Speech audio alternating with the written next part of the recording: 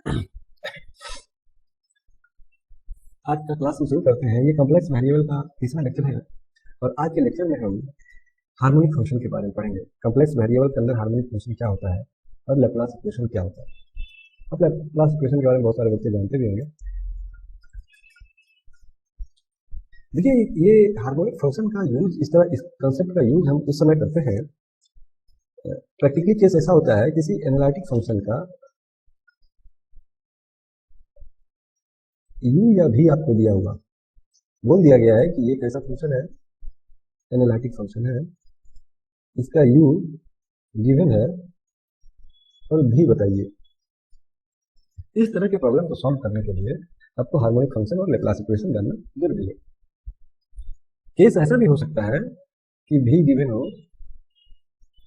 और यू आपसे पूछा जाए। दोनों केस में अप्रोच सेम रहेंगे, कोई खास चिंता नहीं करें। आपको बता दें, ये कॉम्प्लेक्स कंजुगेट, ये यू और भी जो है हार्मोनिक कंजुगेट कहलाते हैं। यू एंड भी ये क्या कहलाते हैं? Harmonic conjugate. ऐसा नाम क्यों पड़ा अभी हम देखेंगे, अभी जस्ट हम हार्मोनिक फंक्शन पढ़ेंगे। तो हार्मोनिक फंक्शन और लैप्लास इक्वेशन का जरूरी उस समय पड़ेगा जब कोई एक हार्मोनिक कंपोनेंट दिया, कंजुगेट दिया, एक हार्मोनिक फंक्शन दिया और कंजुगेट दिया और दूसरा निकालना हो, तब आपको हार्मोनिक फंक्शन का जरूरी पड़ेगा और लैप्लास इक्वेशन आपको जानना चाहिए। तो बेसिकली आज के लेसन में हम यही सीखेंगे कि अगर आपको एनालिटिक फंक्शन का यू या भी दिया हुआ है तो दूसरा हिस्सा किस तरह निकालेंगे। ठीक है, दोनों को एक दिया हुआ है तो दूसरा किस तरह निकालेंगे, यही आज हम सीखने वाले हैं। चलिए तो बात को आगे बढ़ाते हैं। और f z equal to u plus i भी, और एफ जेड कैसा फंक्शन है? एनालिटिक फंक्शन है।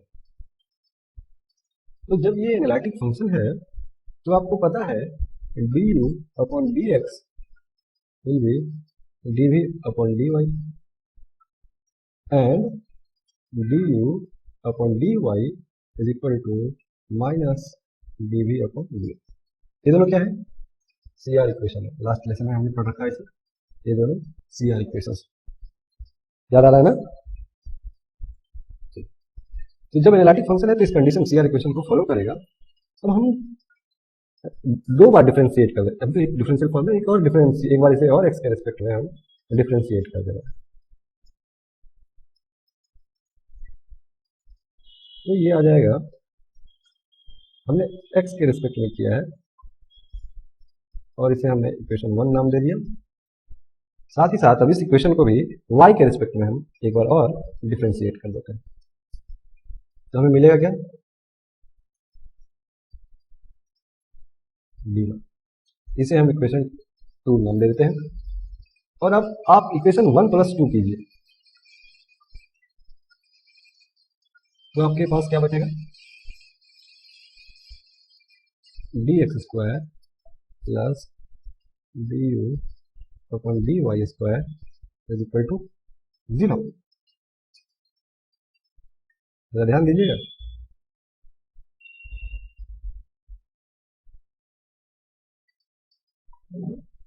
और क्या हमने पढ़ रखा है कि यही लैप्लास इक्वेशन है, इसी को हम लैप्लास इक्वेशन बोलते हैं। सिमिलरली आप डी वाले टर्म के लिए भी इस तरह का इक्वेशन ड्राइव कर सकते हैं बहुत आसानी के साथ।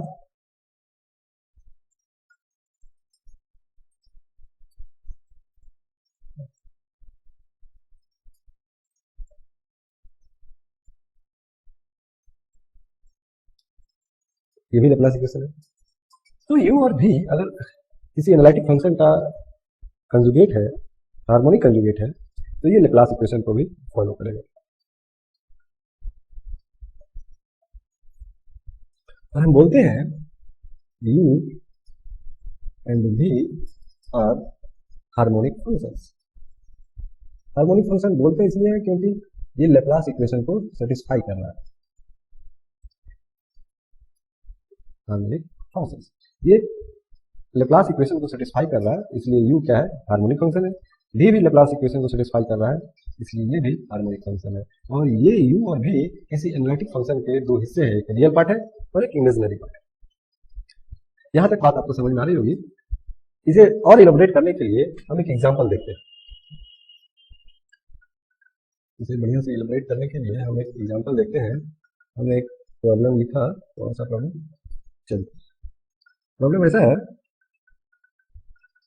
पूरा प्रॉब्लम है, ये किसी बुक से उठाया हुआ प्रॉब्लम है, इसलिए इसे स्टैंडर्ड बुक का प्रॉब्लम है। जो गेट के प्रॉब्लम रहेंगे वहां मैं लिख दूंगा कि ये गेट का प्रॉब्लम है।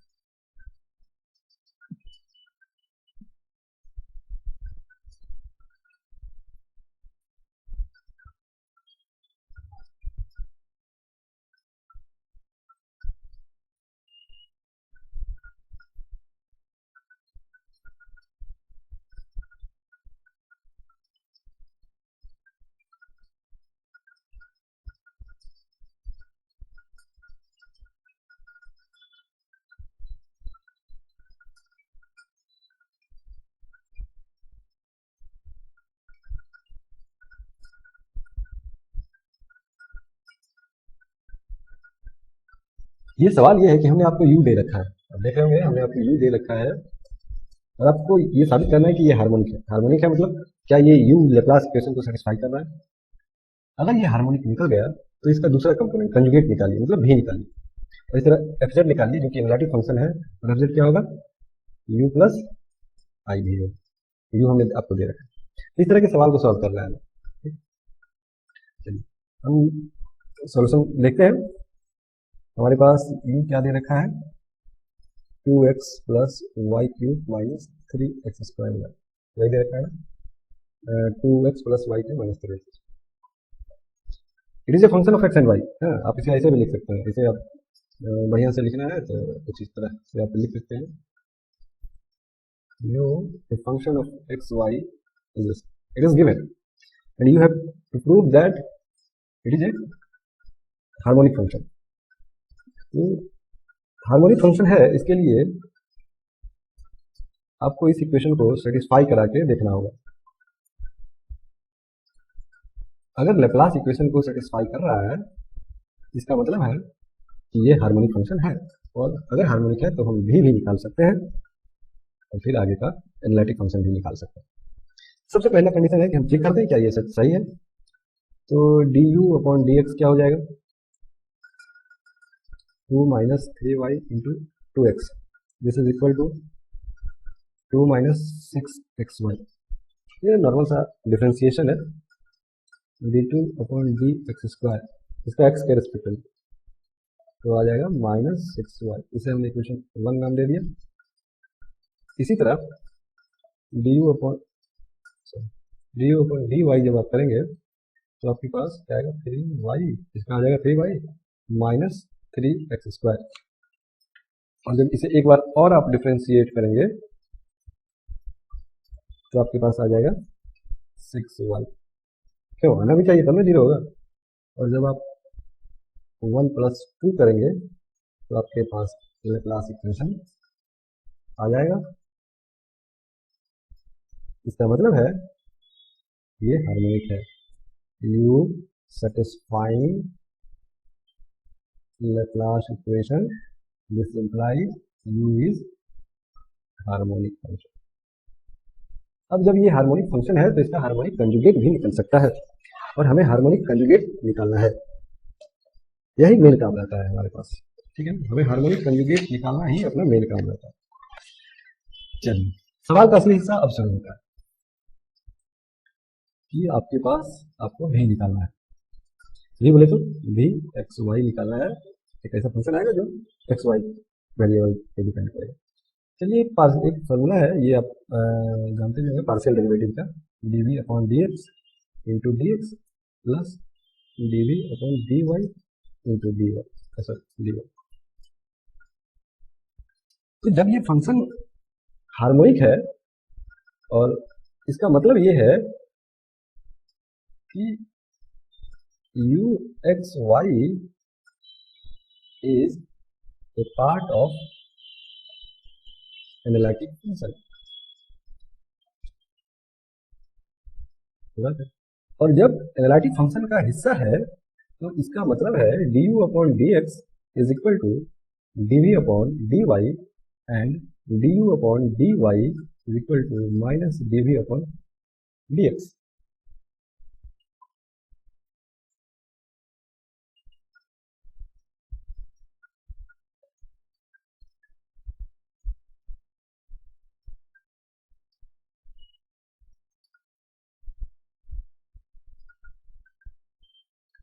तो हम इस इक्वेशन को इसकी मदद से एडजस्ट करते हैं। ये भी वाले कंपोनेंट को हटा के यू वाला कंपोनेंट लाते हैं, क्योंकि हमें यू दिया हुआ है, भी निकालना है, तो हम इस फंक्शन को हटा के यू की टर्म में लाते हैं। तो इसे आप अगर रीअरेंज करना चाहिएगा तो आप d v upon d x को minus d u upon d y into d x plus d u upon d x into d y ऐसा लिख सकते हैं। तो दिक्कत, क्योंकि ये एक एनालिटिक फंक्शन होगा, एनालिटिक फंक्शन का एक हिस्सा होगा, इसीलिए हम ऐसा लिख सकते हैं। तो इस तरह लिखने पे अब आपके पास u दिया हुआ है, आपके पास u दे रखा है, तो यहां से ये d u upon d y क्या हो जाएगा, ये वाला हिस्सा 2 minus sorry d u upon d y क्या हो जाएगा 3y माइनस 3x²। तो जब आप इसे सॉल्व करेंगे, इसे लिखना चाहेंगे, तो 3x² minus 3y into d x plus d u upon d x 2 minus 6xy 2 minus 6xy into d y. किसी कोई दिक्कत नहीं। चलिए, अब ये डीवी है, ध्यान है, ये डीवी का फॉर्मूला है, डीवी इक्वल टू दिस। तो जब आपको भी निकालना है, it is nothing but integration of dv, मतलब इसका इंटीग्रेशन। तो हम एक्स और वाई कंपोनेंट को अलग अलग कर देते हैं। 3x² dx minus 3y dx plus 2dy minus 6xy dy। ये चार हिस्से हो गए। अब जरा आप ध्यान से देखिएगा, तो आपके लिए मैं रंग बदल लेता हूँ, हाँ ज़्यादा परेशानी नहीं हो। ये वाला हिस्सा और ये वाला हिस्सा बड़ा आसान है, इस दोनों को हम आप आसानी से कैलकुलेट कर सकते हैं। 3x³ divided by 3 plus 2y। अब आपके पास जो हिस्सा बचा वो इस तरह है, 3y dx प्लस 6। देखिए ये सब हिस्सा कॉम्प्लेक्स वाले चैप्टर का नहीं है, ये आप सिंपल सा इंटीग्रेशन है, आपका स्किल, आप जितने स्पीड से इसे कर पाए उतनी बढ़िया बात है ना। तो मैं आपको ये बताना चाह रहा हूँ। अच्छा, एक काम आप और कर सकते हैं, यहाँ से आप 3 को बाहर निकाल सकते हैं। कौन लगेगा, नहीं भी निकालेंगे तो कोई दिक्कत नहीं है, चलिए नहीं निकालते हैं। तो देखिए आप यहाँ देख रहे होंगे, यहाँ आप थोड़ा सा मैंने कहीं गलती किया है क्या, ये गलती हो गया है शायद। y के रिस्पेक्ट में जब आप इसे डिफ्रेंशिएट करेंगे 3y², देखिए उसमें हमने हड़बड़ी में लिख दिया, ये एक्चुअली 3y², ठीक है ना। अभी गलती समझ में आ रहा है ना। मैं इसे 3y² लिखता हूँ, 3y² लिखता हूँ, ये असल में थोड़ा मिस्टेक हो गया था, 3y²। तो जब आप इसे देखेंगे तो आपको ये एहसास होगा कि इसका एक बार डिफ्रेंशिएट कर देंगे तो कुछ इस तरह का आ जाएगा। मतलब u प्लस v वाले फॉर्मूले में मैं ये कहना चाह रहा हूँ, x³ प्लस 2y माइनस 3 अगर आप बाहर निकाल दें तो आपके पास y² x ऐसा करके आप लिख सकते हैं। इसी तो आपके पास रहेगा। ये बात किसको किसको दिक्कत लग रहा है, मतलब मैं समझा रहा हूँ थोड़ा बढ़िया से, ठीक है। अब जरा मैं बस इस हिस्से को समझा रहा हूँ, ठीक है। अब जरा इसे ध्यान से देखेंगे। चलिए, मैंने कहा 3 निकाल के मैं जब बात करूँ तो आपके पास इंटीग्रेशन क्या है, y² dx plus 2xy dy। फिर गलती हो रहा है, 2xy dy। अब देखिए आप यहाँ x dx वेरिएबल है, इसका मैं ट्रिक बता रहा हूँ। इस तरह के जहाँ dx और dy हो, इस तरह अगल बगल, उस तरह का ट्रिक बता रहा हूँ सीधे लिखने के लिए। आप इसे देखिए y², ये टर्म कौन सा है, y², तो यहाँ से क्या बाहर निकल गया, y² इंटू y² का डिफरेंशिएशन क्या होता है, 2y। तो इस 2y को यहाँ से डिलीट कीजिए, बचा क्या, x dy। हाँ ध्यान रहे, यहाँ वेरिएबल dy होना चाहिए, x dy। तो ये आपका आंसर हो गया। बात समझ रहे हैं। आपके पास ट्रिक क्या है, फिर से मैं इसी बात को फिर से दोहरा रहा हूँ। ये सब कोई कॉम्प्लेक्स का हिस्सा नहीं है, मैं फिर से आपको दोहरा रहा हूँ। बस इंटीग्रेशन में कुछ शॉर्ट कट टाइप से आप यूज कर सकते हैं। आपको इस तरह का सॉरी टू ना, मैं बार बार आज गलती कर रहा हूँ, two x y d y इस तरह का दे रखा हो, जहाँ ये डी एक्स है और ये डी वाई है। आपको ध्यान क्या देना है, ये हिस्सा डी एक्स है और ये डी वाई है। तो आपको करना क्या है, किसी एक हिस्से को उठाइए, यहाँ वेरिएबल डी एक्स है तो डी एक्स को छोड़ के सारा टर्म लिखिए। सारा टर्म क्या है, वाई स्क्वायर। अब जरा आप वाई स्क्वायर का डिफरेंशिएशन कीजिए तो क्या आएगा, टू वाई। क्या टू वाई यहाँ है, होना चाहिए, तो ये अप्लाई कर सकते हैं। कांस्टेंट ना हो तो उसे तो हम फैक्टर के रूप में ला सकते हैं, लेकिन ये वेरिएबल वाई होना चाहिए। ठीक है, जब आप टू वाई को यहाँ से ओमिट कीजिए तो बचा क्या, एक्स। तो यही मैंने यहाँ लिखा। ठीक है, कोई आदमी इसके उलट भी सोच सकता है, जैसे कि पहला टर्म आपने मान लीजिए कुछ ऐसा लिख लिया, मतलब इस तरह लिखिए two x y d y plus y square d x. तो यहाँ y वेरिएबल है, यहाँ x वेरिएबल है, तो y को छोड़ के क्या टर्म बचा आपके पास, dy को छोड़ के आपके पास क्या टर्म बचा, 2x है ना। और 2x का डिफरेंशिएशन क्या, 2। इसमें से 2 हटाइए, 2 हटाइएगा तो यहाँ 2 से कहीं से हटाइए तो नीचे 2 लगाना होगा, वाई स्क्वायर वाई टू, ये वाला बात है। तो आप, ये कोई लेंदी बात नहीं है, मैं समझ रहा हूँ कि आप समझ रहे होंगे, नहीं समझ रहे होंगे फिर भी कोई बात नहीं, आप अपने स्टाइल से बनाइए। ये सिंपल सा इंटीग्रेशन है, आपको सॉल्व करना है। ठीक है, मैं एक तरीका आपको बता रहा था कि इसमें से वाई निकालिए, इसमें से उसका डिफरेंशिएशन पहले कर लीजिए और लिख लीजिए। चलिए ठीक है, तो आपके पास ये एक भी निकल गया। यहाँ सवाल का मेन हिस्सा यही है, यहाँ आपको भी निकालना है। भी निकालने के लिए आप ये पार्शियल डेरिवेटिव वाला फॉर्मूला आपके जहन में होना चाहिए, है ना। और इतनी बार हम इंजीनियरिंग में से यूज कर चुके होते हैं कि भूलने का कोई बात ही नहीं है। यहाँ हम एनालिटिक फंक्शन का यूज करके इस हिस्से पे आ सकते हैं। ऐसा इसलिए कर रहे हैं क्योंकि हमारे पास हमें भी नहीं दिया हुआ है, हमें यू दिया हुआ है, तो हम यू के टर्म में से लाना चाहते हैं और आसानी से ला सकते हैं, क्योंकि एक एनालिटिक यू भी किसी एनालिटिक फंक्शन का एक हिस्सा है और ये सीआर इक्वेशन को सेटिस्फाई करेगा, इस तरह ला सकते हैं। और इसे हम एक अरेंज करके इंटीग्रेशन सॉल्व करके एक फंक्शन के रूप में ला सकते हैं। तो आपके पास भी पता है, यू पता है, तो आप आसानी से एफ जेड लिख सकते हैं। What will be F Z, F Z will be you plus iota भी। और यू क्या दे रखा है, तो सवाल में दे रखा है 2x plus y cube minus 3x square y plus iota भी x cube plus 2y minus 3x y square, है ना। फिलहाल आसान के लिए हमने सी को अलग रख दिया है, कोई सी इंटीग्रल कांस्टेंट है। ये आंसर भी सही है, लेकिन आपको जेड में, मतलब जेड में सजा के लिखेंगे तो बढ़िया है ना। अगर आप इसे जेड में सजा के लिखेंगे तो बढ़िया है ना। तो आप सजाने की कोशिश कीजिए।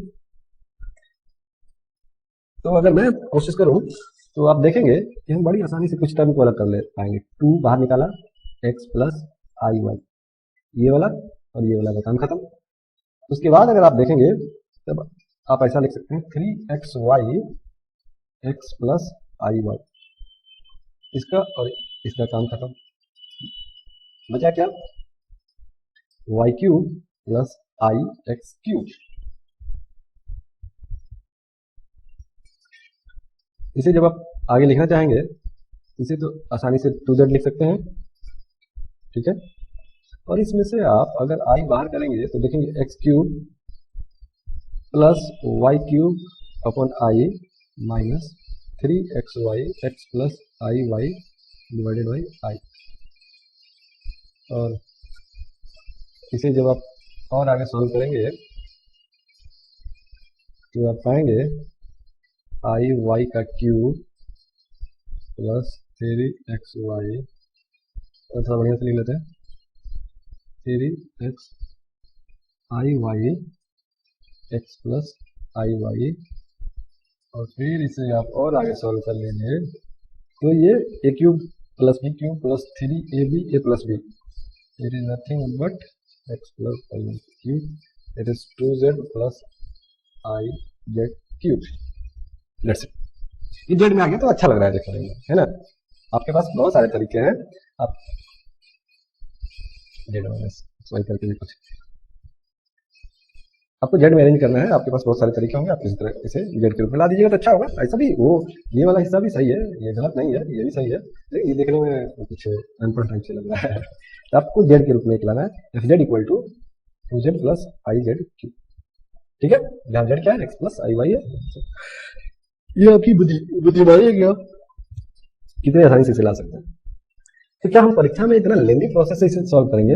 आपको लगता है कि कोई 2 नंबर के गेट में किसी 2 नंबर के प्रॉब्लम के लिए हम इतना माथा पच्ची करें? नहीं ना। चलिए, तो अब हम शॉर्ट ट्रिक्स सीखते हैं। हाँ, लेकिन ध्यान रहे कि ये शॉर्ट ट्रिक सिर्फ ऑब्जेक्टिव सवाल के लिए, short trick for objective questions, और इसी का इस्तेमाल हम गेट में करेंगे, ठीक है। चलिए, सबसे पहले एक हम सवाल लिख लेते हैं। सवाल ये है,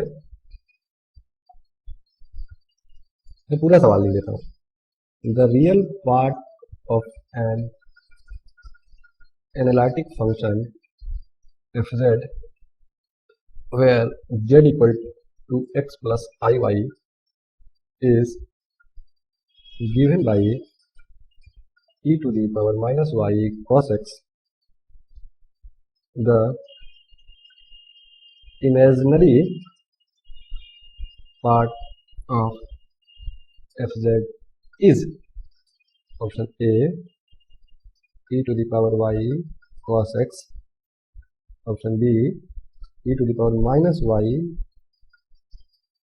sin x, option C minus e to the power y sin x, and option D minus e to the power minus y sin x।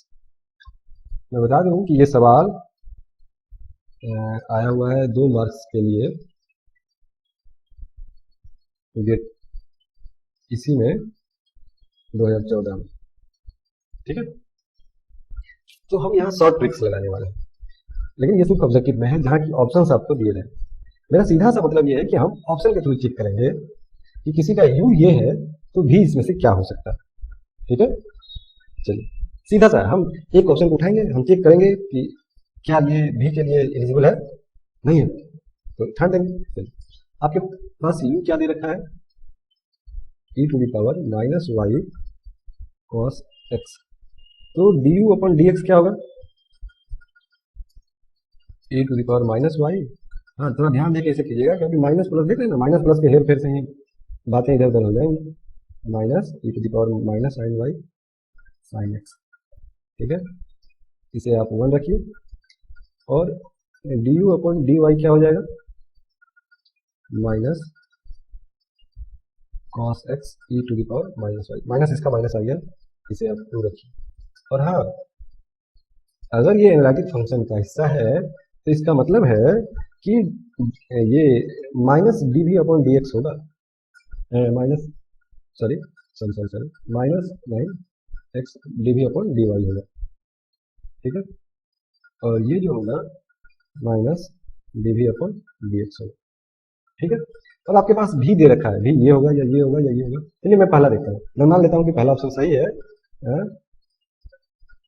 अगर हमने भी को ए के लिए चेक करना हो, अगर भी e to the power y cos x होगा तो d v upon d x निकालिए, क्या निकलेगा, e to the power y minus sine x. तो क्या ये सेटिस्फाई कर रहा है इस इक्वेशन को? नहीं। इसका देखा ना, ये इस तरह का आना चाहिए, इसमें ये माइनस हट जाना चाहिए, d v upon d x. क्या आ रहा है ऐसा? नहीं, यहाँ कॉस से जाना चाहिए। तो इसका मतलब है कि ऑप्शन ए पूरी तरह गलत है। इसका मतलब है कि ऑप्शन ए पूरी तरह गलत है। एक ही चेक में हमने पकड़ लिया इसे, दूसरे के लिए चेक वाई वाला चेक करने का जरूरी भी नहीं है। अब हम ऑप्शन बी को चेक करते हैं। ऑप्शन बी को जब आप चेक कीजिएगा, e to the power minus y sine x, मान लेते हैं कि ये सही है भी के रूप में, तो d v upon d x कीजिएगा तो क्या आएगा, e to the power minus y और साइन एक्स का डिफ्रेंसिएशन cos x। तो क्या ये इस इक्वेशन को सेटिस्फाई कर रहा है? जी बिल्कुल, it is equal to minus d u upon d x, मतलब एक हिस्सा तो सही हो गया। अब मैं दूसरा हिस्सा भी चेक कर लेता हूँ। थोड़ा जगह कम पड़ रहा है, मैं इसे dv अपॉन dy करके भी चेक कर लेता हूँ। जब y के रिस्पेक्ट में करूँगा sine x e to the power minus y minus, तो क्या मेरा ये वाला इक्वेशन सेटिस्फाई हो रहा है? बिल्कुल, it is equal to, sorry मैं थोड़ा हड़बड़ी में हूँ, इट इज या, तो देख रहे हैं कि option b c r equation को सेटिस्फाई कर रहा है। इसका मतलब है कि ये भी हो सकता है, अगर किसी का u ये है और वो एनालिटिक फंक्शन है तो उसका भी ये हो सकता है। अब चूंकि ये है तो एक ही सवाल की ऑब्जेक्टिव यहाँ सही होना चाहिए, यही होगा। वैसे हम बहरहाल अभी सी और डी को भी चेक कर लेते हैं और हम देखेंगे कि ये दोनों गलत है। ठीक है, चलिए, इन्होंने सी दे रखा है, ऑप्शन सी को मैं चेक कर रहा हूँ। सी दे रखा है minus e to the power y sine x, इसे हम भी मान रहे हैं, तो d v upon d x क्या हो जाएगा?